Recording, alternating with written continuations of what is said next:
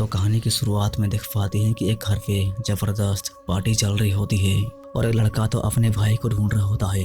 जबरदस्त पार्टी चल रही होती है तब ये तो अपने भाई को ढूंढ रहा होता है, जो कि उसका भाई का नाम होता है डकैत। जो कि उसको पता चलता है कि उसका भाई इस कमरे के अंदर है। दरवाजा तो नहीं खोल रहा होता है और तब ये तो अपने भाई को बाहर निकालने के लिए दरवाजे को तोड़ने लग जाता है। और फिर ये तो दरवाजे को तोड़ने के बाद कमरे के अंदर आने के बाद देख पाता है कि उसके भाई का हालत तो खराब है। ये तो अजीब व गरीब तरह से बिहेव करते हुए अजीब व गरीब तरह की बातें कर रहा होता है। ये अपने भाई को पकड़ के अपने घर की ओर ले जा रहा होता है। तब हम देख पाते हैं कि उसका भाई तो चाकू से इसके ऊपर हमला कर देता है और फिर ये तो खुद के ऊपर हमला करके खुद को ही मार डालता है। सीन चेंज होने के बाद हम एक लड़की को देख पाते हैं, जो कि इसका नाम होता है मियाँ। इसकी माँ तो मर गई और ये मियाँ तो उसकी माँ को बहुत मिस कर रही होती है। और इसका बाप तो है, जो कि इसके बाप का नाम होता है मैक्स। सीन शिफ्ट होने के बाद हम दो लड़कों को देख पाते हैं, जो कि इसका नाम होता है राइली और ये राइली का दोस्त है, जो कि राइली को तो उसकी बहन पिक करने वाली थी। और तब यहाँ पे मियाँ को देख पाते हैं, जो कि मियाँ तो राइली को पिक करने के लिए आ गई।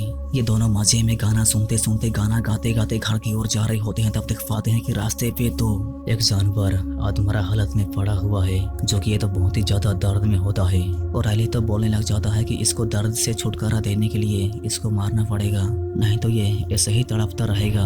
इस जानवर को कार से कुचल के मारने ही वाले होते हैं कि मियाँ तो हिम्मत नहीं कर पाती। ये तो इस जानवर को कुचल के मारने की हिम्मत नहीं कर पाती और दोनों घर आ जाते हैं। और घर पे तो राइली की बहन को दिख पाते हैं, जो कि इसका नाम होता है जेड। और यही राइली को पिक करने वाली थी, लेकिन ये तो भूल गई।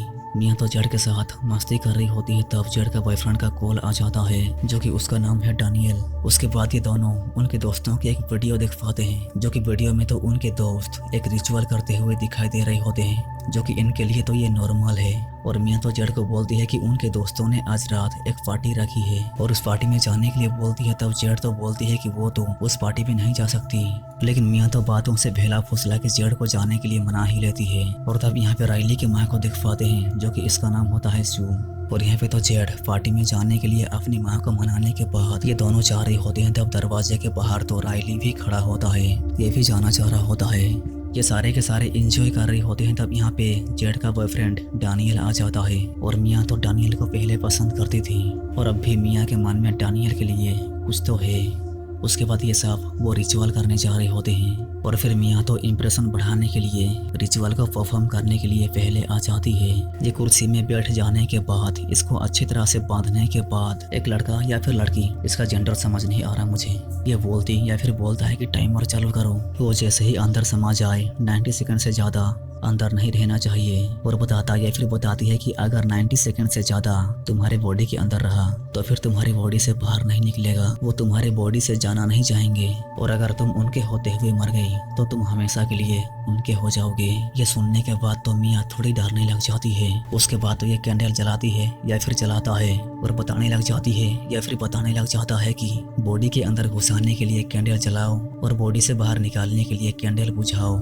उसके बाद एक हाथ को निकाला जाता है और मियाँ को बोलती है कि अपने हाथ से इस हाथ को पकड़ो। और मियाँ तो हाथ को पकड़ने के बाद कहने के लिए बोलते हैं कि टॉक टू मी। और जैसे ही मियाँ टॉक टू मी बोलती है वैसे ही वो दिख पाती है कि उसके आगे तो एक अजीब व गरीब तरह का आदमी उसके आगे बैठा हुआ होता है या फिर कोई भूत उसके आगे बैठा हुआ होता है। ये तो इस भूत को देखने के बाद इसकी तो डर के मारे पेट गीली, ये तो डर के मारे पूरी तरह से घबराई हुई होती है। तो ये सब तो हंस रहे होते हैं जैसे कि मजाक चल रहा हो। इन सब के लिए ये तो एक खेल है। और फिर मियाँ को बताया जाता है कि तुम्हें ऐसा बोलना है कि तुम मेरे अंदर समा जाओ। मियाँ तो डरी हुई होती है, ये तो और ये सब नहीं करना चाहती। इसकी तो डर के मारे फाटी पाड़ी होती है, लेकिन ये तो डैनियल को इम्प्रेस करने के लिए ये खेल खेलने के लिए मान जाती है।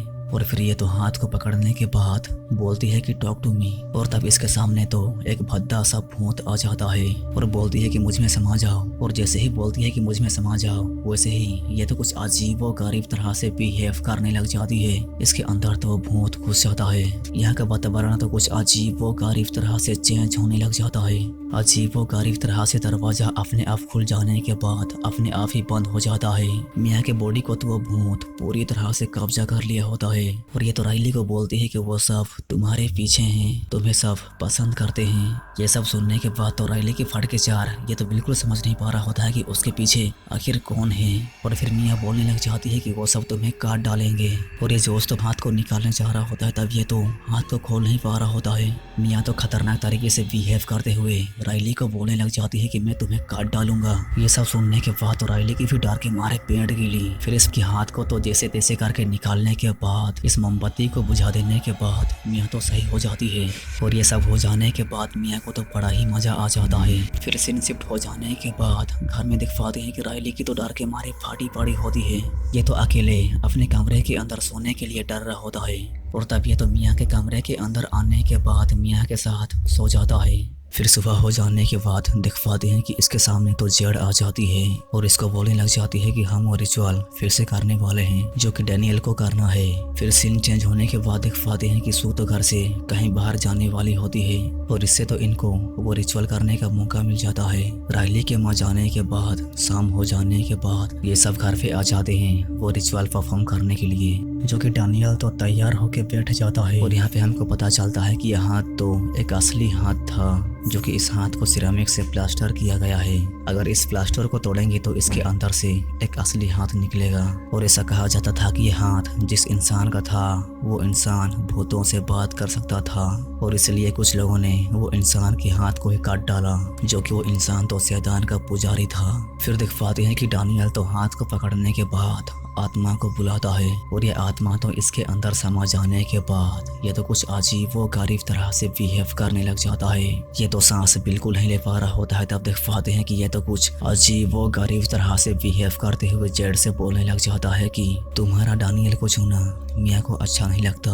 और ये तो घटिया तरीके से बिहेव करने लग जाता है और ये तो नीचे गिरने के बाद गंदी हरकतें करने लग जाता है। और यहाँ पे तो इसके सामने कुत्ता आने के बाद ये तो कुत्ता को ही किस करने लग जाता है।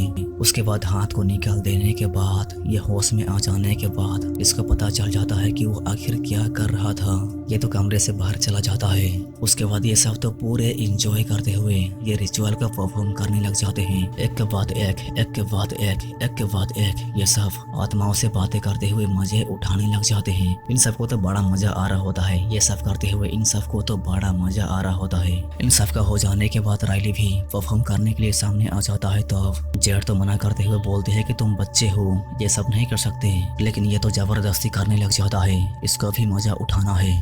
लेकिन राइली तो ना मीन्स ना, ये तो पूरी तरह से मना कर देती है। और ये तो कमरे से बाहर चले जाने के बाद राइली तो मियाँ से बोलने लग जाती है कि मैं भी मजा उठाना चाहता हूँ, मुझे भी ये सब करना है। और तब मियाँ तो हंसते मुस्कुराते हुए राइली को ये सब करने के लिए मंजूरी दे देती है, लेकिन सिर्फ 50 सेकंड्स के लिए। इसको तो बड़ा मजा आ जाता है ये परफॉर्म करने के लिए। ये तो पूरे एक्साइटेड में होता है।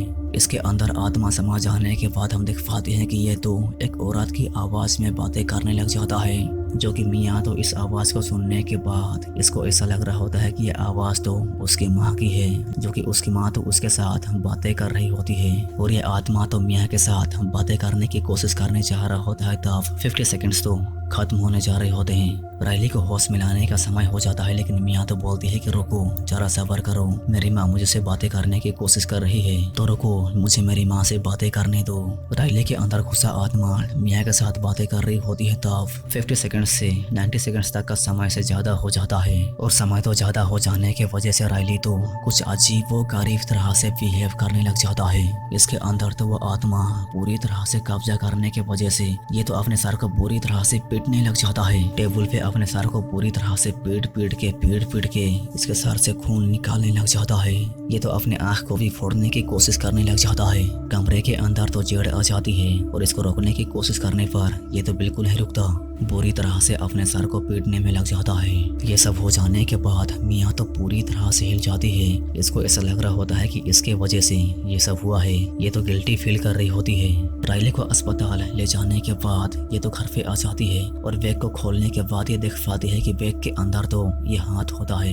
फिर ये अस्पताल में आ जाती है और राइली को देखने पर ये देख पाती है कि राइली की हालत तो पूरी तरह से खिसकी हुई है, इसके मुंह की हालत तो बुरी तरह से बिगड़ी हुई है। और सो तो मियाँ को डरते हुए अपने घर जाने के लिए बोलती है, नहीं तो वो पुलिस बुलाएगी। मियाँ तो पूरी तरह से घबराई हुई होती है। तब वो महसूस कर पाती है कि बाथरूम के अंदर तो कोई है। ये बाथरूम के अंदर आने के बाद सुन पाती है कि कोई तो दर्द में है, लेकिन यहाँ पे तो कोई नहीं होता। डैनियल तो मियाँ को घर लेके जा रहा होता है क्योंकि मियाँ तो पूरी तरह से डरी और घबराई हुई है। ये दोनों मियाँ के घर जा रही होती हैं। तब मियाँ तो डैनियल को बोलती है कि मैं बहुत अकेली हूँ, क्या तुम मेरे साथ आज रात मेरे घर में ठहर सकते हो। डैनियल तो पहली बार के लिए मना कर रहा होता है, लेकिन इसकी हालत को देख ये तो इसके घर में ठहरने के लिए मान जाता है। और घर में आने के बाद मियाँ तो डैनियल से बातें करते हुए डैनियल को बता रही होती है कि मुझे ऐसा लगता है कि मेरी माँ मुझसे बातें करने की कोशिश कर रही है, वो मुझे कुछ बताने की कोशिश कर रही है। क्या हम वो रिचुअल को फिर से कर सकते हैं। ये सुन के तो डैनियल की फट के चार ये तो उस इंसिडेंट से पूरी तरह से घबराया हुआ होता है। ये तो और रिस्क नहीं उठाना चाहता है। ये दोनों सोए हुए होते हैं। तब दिख पाते हैं कि मियाँ तो अपनी माँ के साथ रिकॉर्ड की हुई वीडियो को देख रही होती है। ये तो अपनी माँ को बहुत ही ज्यादा मिस कर रही होती है और मियाँ तो डैनियल को भी पसंद करती है। ये डैनियल के करीब आ जाने के बाद हम देख पाते हैं कि ये तो एक सपना देख पाती है जिसमें कि ये और डैनियल दोनों एक साथ इंटीमेट हो रहे हैं। और फिर ये तो नींद से उठ जाने के बाद ये सुन पाती है कि इसके कमरे के अंदर तो कोई तो है। इसके कमरे के अंदर से कुछ आवाजें आ रही होती हैं। और फिर ये तो देख पाती है कि दरवाजे के कोने से ये घटिया सा औरत या फिर कोई भूत स्लोली तरीके से इसके सामने आ रही होती है। इसको देखकर तो मियाँ की पेट गिली और ये औरत तो डैनियल के पास आके डैनियल के पैर को बुरी तरह से चाटने लग जाती है। और मियाँ तो डैनियल को चिल्ला के उठाने की कोशिश कर रही होती है। और जब डैनियल उठ जाता है तब वो दिख पाता है कि उसके पैर को तो मियाँ बुरी तरह से चाटने में लगी होती है। मियाँ तो डैनियल से बोल रही होती है कि वो औरत तुम्हारा पैर चाट रही थी, लेकिन नहीं, दरअसल मियाँ ही डैनियल की पैर चाट रही थी। ये सब हो जाने के बाद डैनियल तो यहाँ से चला जाता है। मियाँ को अकेले छोड़ के यहाँ से चला जाता है। इससे तो मियाँ की दिमागी संतुलन बिगड़ने लग जाती है। ये तो अपनी माँ के साथ बात करने की कोशिश करने लग जाती है और ये तो अपनी माँ की आत्मा को बुला के अपनी माँ की आत्मा के साथ बातें कर रही होती है। तब उसकी माँ की आत्मा तो मियाँ को बोल रही होती है कि मैं तुम्हें कभी छोड़ के नहीं जाऊंगी, मैं हमेशा तुम्हारे साथ रहूंगी। और बोलती है कि तुम राइली की मदद करो। ये बोल के उसकी माँ की आत्मा तो चली जाती है। और यहाँ पे अस्पताल के अंदर देख पाती है कि राइली की हाल तो बेहाल है। इसका चेहरा तो पूरी तरह से बिगड़ चुका है और ये तो होश में तो बिल्कुल नहीं होता। ऐसा लग रहा होता है कि इसके बॉडी के अंदर तो कोई है, इसके बॉडी के अंदर कोई तो घुस के इसको कंट्रोल कर रहा है। ये दोनों बाथरूम के अंदर होते हैं। तब दिख पाते हैं कि राइली तो जेड को काट लेता है और ये नीचे गिरने के बाद ये तो अपने सर को फिर से पीटने लग जाता है। पूरी तरह से सर को पीट के अपने आप को बहुत ही ज्यादा दर्द पहुंचा रहा होता है। इसके सर से बहुत ही ज्यादा खून निकल जाता है और ये तो अजीब व गरीब तरह से बिहेव करते हुए खून को ही चाटने लग जाता है। फिर इसको काबू करने के बाद सीन चेंज हो जाता है और यहाँ पे इन सबको दिख पाते हैं जो कि जोश तो इन सबको बता रहा होता है कि वो सारे पूरी आत्माएं राइली को ले जाना चाह रहे हैं, क्योंकि कोई भी आत्मा तुम्हारे बॉडी के अंदर 90 सेकंड से ज्यादा रह जाता है तब वो उस आत्मा की हो जाता है और इसलिए सारे आत्माएं राइली को मार के ले जाना चाह रहे हैं। और मियाँ तो बताती है कि मेरी माँ मुझे दिखाई देती है। और यहाँ पे हम जान पाते हैं कि ये दोनों डैकेड नाम के आदमी से इस हाथ को लाए थे, जो कि हम कहानी के शुरुआत में देख पाए थे कि एक डैकेड नाम का आदमी अपने भाई को चोट पहुंचाने के बाद वो खुद को मार डाला। और ये सब डिसाइड करते हैं कि डैकेड के भाई से बातें करेंगे कि ये सब मांजरा क्या है। और यहाँ पे रात में डैकेड के भाई को देख पाते हैं जो कि ये सब इससे बातें करने के लिए आ जाते हैं, लेकिन ये तो इन सब से बात तो बिल्कुल नहीं करना चाहता। ये बिना बात करते हुए ही बस के अंदर आ जाने के बाद ये सब भी बस के अंदर आ जाते हैं। और बस के अंदर तो मियाँ इसके साथ बात करने के बाद ये तो सब कुछ बताने के लिए राजी हो जाता है और बताने लग जाती है कि उन आत्माओं ने उसके दिमाग को खराब कर दिया था। उन आत्माओं ने उसको भ्रमित करते हुए उसको मार डाला। और ये तो राइली के बारे में जानने के बाद बताने लग जाता है कि उसके अंदर से जल्दी उन आत्माओं को बाहर निकालो, नहीं तो बहुत मुसीबत हो जाएगी। ये सुनने के बाद तो जेड और ज्यादा घबरा जाती है। ये सब बस से उतर जाने के बाद जेड तो राइली को दोष दे रही होती है, क्योंकि मियाँ के वजह से उसके भाई की ऐसी हालत हुई। लेकिन मियाँ तो इन सब से बातें करते हुए इन सबको समझाने लग जाती है कि हम राइली को ठीक कर सकते हैं। अगर हम वो रिचुअल को फिर से परफॉर्म करेंगे तो राइली को ठीक किया जा सकता है। राइली को ठीक करने का यही एक रास्ता है। ये सब सुनने के बाद जेड तो मान जाती है और अस्पताल के अंदर राइली के पास आने के बाद ये सब तो रिचुअल का परफॉर्म करने की तैयारी करने लग जाते हैं। लेकिन ये रिचुअल तो स्टार्ट ही नहीं होता क्योंकि राइली तो होश में न होने की वजह से ये कुछ बोल ही नहीं पाता। और तब मियाँ तो बोलती है कि वो इस हाथ के जरिए राइली की आत्मा से बातें करने की कोशिश करेगी और राइली की आत्मा से बात करते हुए ये पता करने की कोशिश करेगी कि इसके आत्मा के साथ आखिर क्या गलत है। और फिर ये तो एक छोटी लड़की की आत्मा के साथ बात करती है जो कि ये तो मियाँ को बताती है कि मैं राइले की आत्मा के पास ले जा सकती हूँ। और ये छोटी बच्चे की आत्मा मियाँ के अंदर समा जाने के बाद मियाँ तो दिख पाती है कि राइले की आत्मा के आसपास तो और कई सारे बुरी आत्माएं हैं जो कि वो सारी बुरी आत्माएं तो राइले की आत्मा को उसके बॉडी के अंदर जाने नहीं दे रहे होते हैं। और राइले तो बहुत ही ज्यादा दर्द में होता है। इसके आत्मा को उन बुरी आत्माओं से बाहर ना निकाला गया तो ये बहुत ही ज्यादा दर्दनाक मौत पाएगा और फिर मरने के बाद भी इसके आत्मा हमेशा के लिए दर्द पाता रहेगा। मियाँ घर आ जाने के बाद दिख पाते हैं कि जब वो कमरे के अंदर होती है तब आईने में उसकी माँ की आत्मा मियाँ को बता रही होती है कि वो तुम्हारा डैड नहीं है, वो तुमको मारने की कोशिश करेगा। जो कि इसके कमरे के बाहर तो इसका बाप दरवाजा खोलने के लिए बोल रहा होता है। मियाँ की माँ की आत्मा तो बताती है कि वो तुम्हारा बाप तो बिल्कुल नहीं है, तुम दरवाजा मत खोलना, अगर वो कमरे के अंदर घुस गया तो तुम्हें मार डालेगा। वो एक शैतान है जो तुम्हारे पिताजी का रूप ले चुका है। और फिर ये तो जबरदस्ती तरीके से कमरे के अंदर घुस जाने के बाद यहाँ पे दिख पाते हैं कि मियाँ के पिताजी तो आराम से बैठा हुआ होता है। कमरे के अंदर तो एक शैतान है जो कि ये तो मियाँ के ऊपर हमला करते हुए मियाँ को पूरी तरह से मारने लग जाता है। इसको जान से मारने की कोशिश कर रहा होता है। तब दिख पाते हैं कि कमरे के बाहर दरवाजे के सामने तो मियाँ का असली पिताजी होता है जो कि वो तो दरवाजे को खोलने की कोशिश कर रहा होता है। इसके पास तो एक कैंची है जो कि इस कैंची को पकड़ने की कोशिश करती है ताकि वो शैतान को मार के अपने आप को बचा सके। ये जैसे ही कैंची को पकड़ लेती है उसी वक्त ही मियाँ का बाप तो कमरे के अंदर घुस जाता है और ये तो उसके बाप के ऊपर ही कैंची से हमला कर देती है। यहाँ पे अस्पताल के अंदर जेड को देख पाते हैं जो कि मियाँ जेड को फोन करने के बाद जेड को बोलने लग जाती है कि राइली बहुत ही ज्यादा दर्द में है, हर एक पल उसके लिए तकलीफ है, हमें उसको दर्द से छुटकारा देना होगा, तो तुम इसलिए मेरे घर में आ जाओ, मेरे पास एक तरकीब है। मियाँ की बात सुनने के बाद ये तो मियाँ के घर में जाने के लिए राजी हो जाती है। ये तो राइली को अकेला छोड़ के मियाँ के घर की ओर जाने लग जाती है। और तब यहाँ पे दिख पाती है कि मियाँ तो अस्पताल के सामने होती है जो कि मियाँ तो राइली को झूठ बोल दी होती है। और ये तो अस्पताल के अंदर राइली के सामने आने के बाद ये राइली को देख रही होती है। तब यहाँ पे राइली की माँ आ जाती है। राइली की माँ तो मियाँ को बोल रही होती है कि मुझे माफ करना, तू मेरे बेटे के ऊपर चोट पहुंचाना नहीं चाहती थी। फिर मियाँ तो राइली की माँ को बोलती है कि मुझे राइली के साथ अकेले में बात करनी है, कि आप कमरे से बाहर जा सकते हो। ये सुनने के बाद राइली की माँ तो कमरे से बाहर चली जाती है। यहाँ पे देख पाते हैं कि बेड पे तो राइली नहीं होता बल्कि बेड के ऊपर तो एक शैतान होता है जो कि ये तो गंदी तरीके से मुस्कुराते हुए बोलने लग जाता है कि तुम उसे नहीं ले जा पाओगी, हम उसको हमेशा के लिए रख लेंगे, वो मेरा है, मैं उसको कभी नहीं छोड़ने वाला। ये शैतान तो राइली की आत्मा को ना छोड़ने के लिए बोल रहा होता है। और तब मियाँ तो इस शैतान को मारने जा रही होती है। तब वो दिख पाती है कि ये तो राइली है। जेड मियाँ के घर में आ जाने के बाद वो देख पाती है कि मियाँ तो अपने ही बाप के ऊपर हमला करके चली गई। अस्पताल में राइली की माँ देख पाती है कि राइली तो कमरे के अंदर नहीं होता, उसको तो मियाँ ने कहीं लेके गई है। और जेड तो अस्पताल के पास आने के बाद वो दिख पाती है कि मियाँ तो राइली को कहीं लेके जा रही है। ये तो उसका पीछा करने लग जाती है और मियाँ तो राइली को रास्ते की ओर लेके जा रही होती है। और रास्ते के सामने लाने के बाद मियाँ के पास तो उसकी माँ की आत्मा आने के बाद बोलती है कि तुम सही कर रही हो, तुम इसको सड़क के बीचों बीच लेके जाओ, इसको दर्द से छुटकारा दो, मैं इसकी हिफाजत करूँगी।